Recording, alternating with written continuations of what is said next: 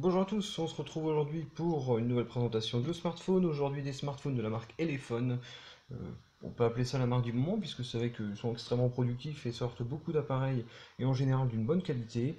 Alors aujourd'hui il s'agit des S2 et S2 Plus, deux smartphones à proposer à moins de 200 euros avec des caractéristiques plutôt alléchantes, c'est-à-dire qu'on a de la 4G, on a un processeur quad-core, on a Android 5.1, on a la double SIM, on a un petit peu de tout et surtout on a un très beau design. Alors, on va voir ensemble si ça vaut le coup, si ce sont des appareils qui méritent leur attente, puisque ça fait un moment qu'on les attend et Elphone a repoussé la fabrication comme à leur grande habitude, et ça, on va voir si l'attente justifiait les appareils, si ça valait le coup de les attendre. Alors, ici dans ma main j'ai le S2+, qui est donc l'appareil de 5 pouces 5, qui est donc la phablette, alors que le S2 lui ne fait que 5 pouces. Donc là c'est vraiment un choix de votre part au niveau du design. Est-ce que vous aimez plutôt 5 pouces, plutôt 5 pouces 5, sachant que moi personnellement je préfère 5 pouces, je trouve que c'est plus facile à prendre en main. Donc c'est vraiment un choix, la tendance est à 5 pouces 5. Elphone s'est dit on va quand même faire un 5 pouces certainement pour suivre un petit peu la mode de l'iPhone 6 avec l'iPhone 6 et 6 Plus. Et donc on va voir ensemble si ça vaut le coup, sachant qu'il n'y a que 10 euros d'écart entre ces deux modèles. Mais on a des performances qui sont strictement identiques, si ce n'est la batterie qui est légèrement plus grosse sur le S2+, c'est normal, il est plus grand, donc il consommera certainement un peu plus. Alors au niveau des gabarits, on voit que le S2+, est légèrement plus grand, vous avez un petit peu ici, et vous avez un petit peu sur les côtés. Donc c'est pas sensiblement plus grand, par contre le poids n'est pas le même. Le S2, lui, est très léger. C'est la première chose que je me suis dit en le prenant en main. Il est vraiment très léger, hein. Il doit faire à peu près 120-130 grammes maximum. Et le S2 Plus, lui, est un petit peu plus lourd, mais ça reste bien comparé à ce qu'on a l'habitude de voir. Donc, ce sont deux appareils qui sont très jolis. On va parler plutôt du S2 que du S2 Plus, puisque c'est la même chose. Donc, mais avant, on va parler de la boîte. Et donc, dans la boîte, on retrouve un nouveau format de boîte chez Elphone. Bon, c'est toujours sympa, mais bon, le contenu il aurait mérité d'évoluer un petit peu, puisque là on retrouve rien d'autre qu'un chargeur secteur français et un câble USB. Pas de câble OTG, pas de guide piéton, pas de housse, pas de protège-écran. Quoique peut-être un protège-écran, je vais quand même vérifier, mais il me semble pas quand je l'avais ouvert tout à l'heure. Alors, donc là ici on retrouve rien. Ah, si on retrouve quand même un protège-écran, c'est quand même et une coque silicone. Ça je l'avais pas vu. Donc je mets à culpa, vous retrouverez quand même une housse silicone qui est plutôt sympa. Bon, on commence à avoir un petit peu l'habitude, mais c'est toujours bien. Et donc vous avez un protège-écran aussi pour l'arrière et le petit outil pour ouvrir l'emplacement SIM, puisque l'appareil, vous le verrez, n'est que d'un bloc. Voilà. Hop. Donc voilà. Alors, au niveau du téléphone, qu'est-ce qu'on retrouve? On retrouve un joli téléphone, comme j'ai dit, très léger, relativement fin, mais surtout qui a un arrière vraiment particulier. C'est, à ma connaissance, la première fois qu'un appareil a un arrière comme ça. C'est assez difficile de vous le montrer parce que, en fait, quand vous le bougez, vous voyez des sortes de cristaux bleus qui apparaissent.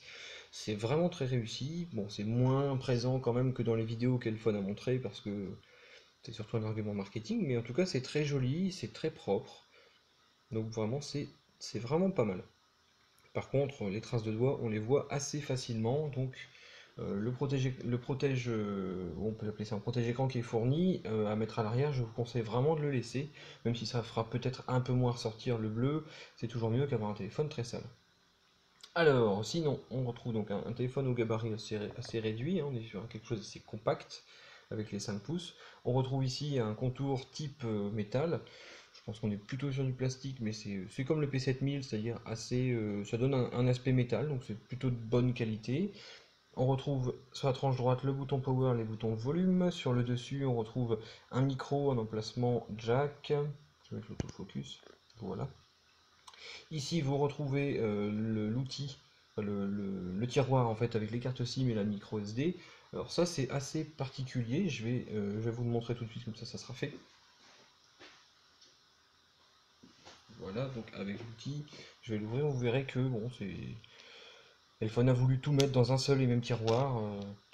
C'est assez spécial comme idée. Parce que bah, de fait là, vous vous retrouvez avec ici les deux SIM, donc vous avez une micro et une nano si je ne me trompe pas, et vous avez une micro SD aussi possible. Donc ça fait tout un tiroir pour les trois, donc ça fait quand même beaucoup. Mais bon, en tout cas, une fois que c'est mis, vous n'aurez pas à le retirer tous les jours, je présume, donc voilà, ça sera mieux de laisser en place après. Voilà. Donc le téléphone, je vais l'allumer pour qu'on voit un petit peu. Donc il est en tout cas sous Android 5.1. On va le vérifier tout de suite, mais ça c'est déjà une première bonne nouvelle. C'est pas ces paramètres-là, c'est ceux-là. Paramètres, paramètres, paramètres.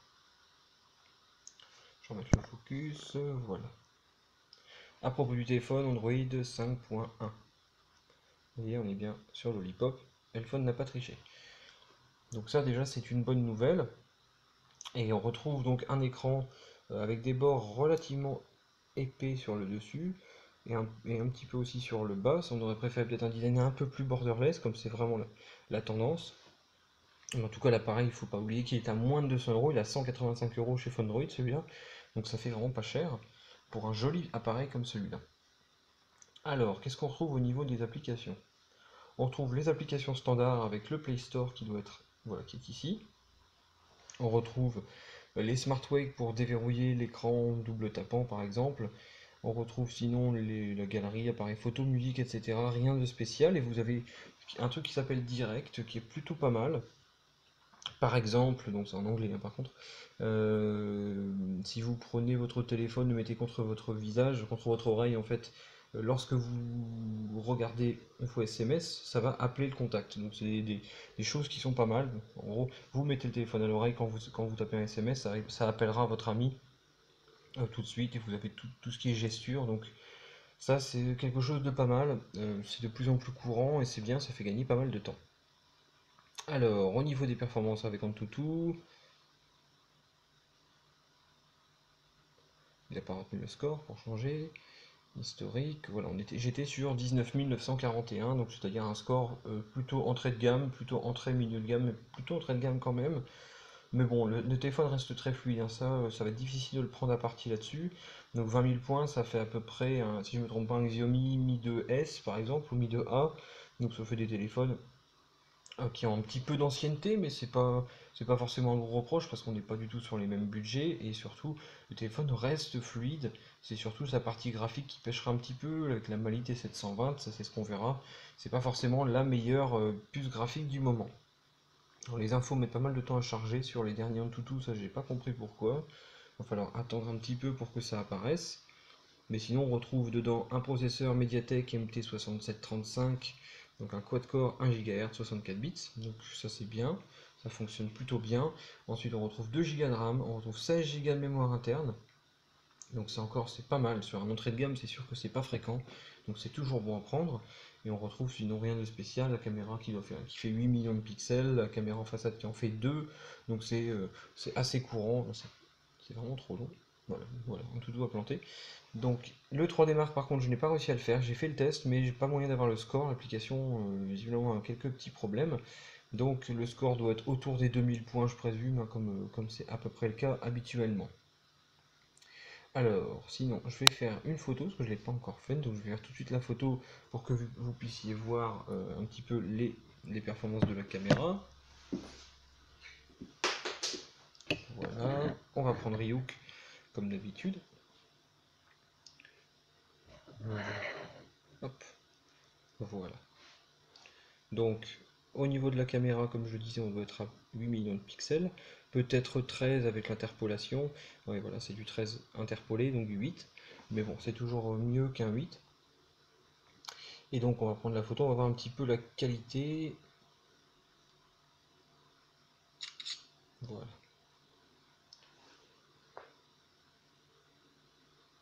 Bah, c'est pas mal, hein. C'est assez net, donc c'est pas mal.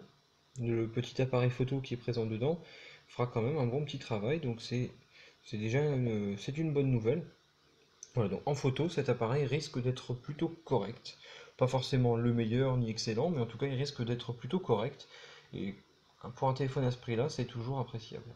Alors, ensuite, on va regarder la vidéo pour voir un peu la qualité de l'écran et le son aussi.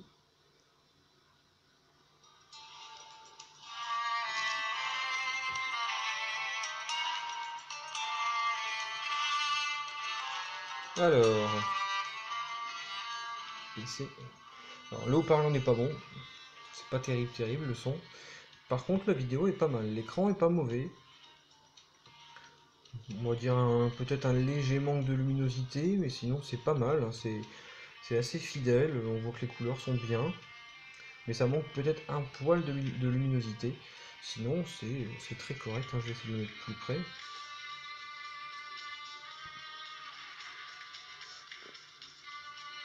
Ouais, c'est très correct.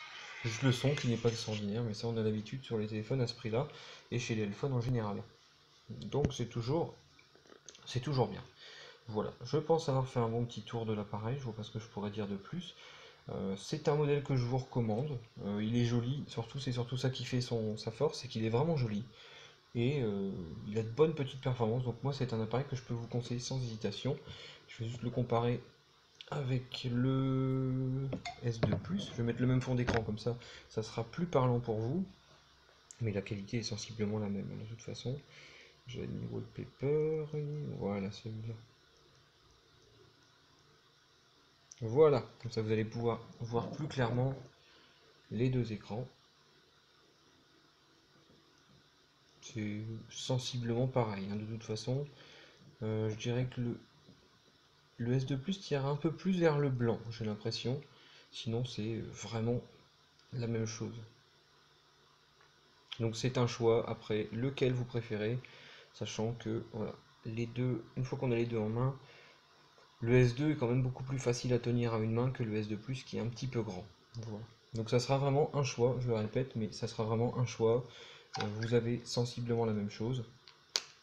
C'est vraiment à vous de voir ce que vous préférez entre un grand téléphone et un plus petit compact, sachant que le S2 est quand même beaucoup plus facile à transporter, mais le S2 Plus sera meilleur pour tout ce qui est film, etc. C'est toujours meilleur d'avoir un écran de plus grande taille. Voilà, je pense avoir fait un bon petit tour. Vous pouvez retrouver les deux appareils chez Fundroid, sachant que le S2 Plus est encore décalé à la fin du mois de juillet, donc le S2 est disponible, mais le S2 Plus le sera plus tard. Donc c'est juste un échantillon qu'on a eu par iPhone. Mais voilà, comme ça vous avez pu voir un petit peu les deux appareils. Et moi je vous dis à bientôt pour une prochaine vidéo. Puis n'hésitez pas à laisser des commentaires par rapport à ma prestation en vidéo. Voilà, je vous dis à bientôt.